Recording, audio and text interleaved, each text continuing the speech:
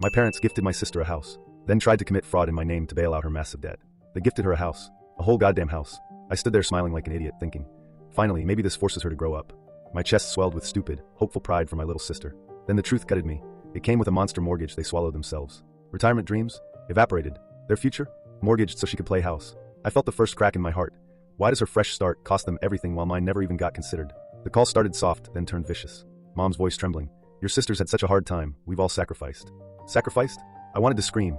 I've been sacrificing my whole life, biting my tongue, staying responsible so they didn't have to worry. Then the bomb. Co-sign the loan. Consolidate her mountain of debt so the house doesn't foreclose. My stomach dropped. They wanted me to chain my future to her chaos. I said no, voice steady, soul screaming.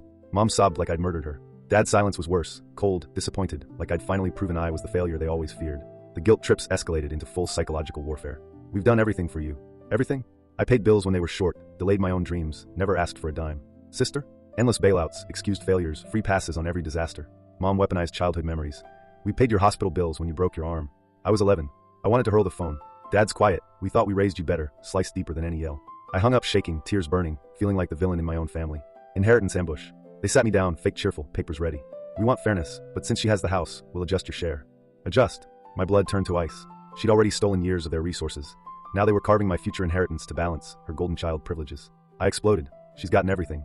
House, bailouts, excuses. And now I get punished for being independent. Sister shrugged. I didn't ask. I wanted to shake her until the entitlement fell out. Parents doubled down. You've always been strong. Strong?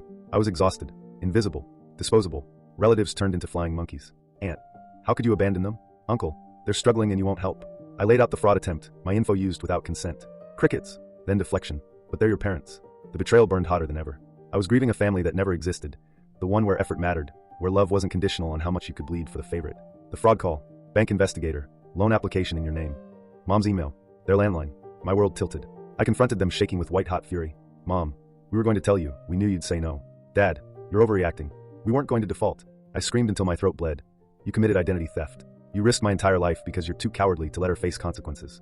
Mom cried. Dad deflected. I felt something break inside, permanently. I cut them off. Voice like steel. I'm done being your ATM, your scapegoat, your sacrifice.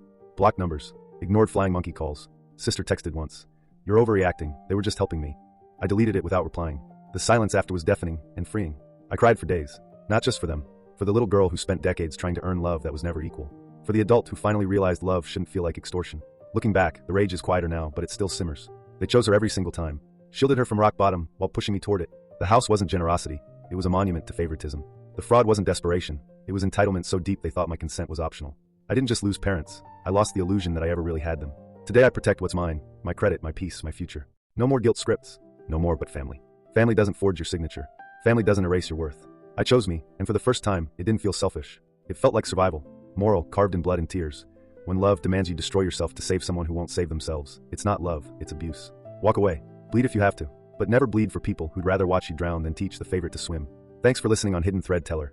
What's the moment your family's favoritism finally broke you? Or the pettiest / most cathartic way you said enough?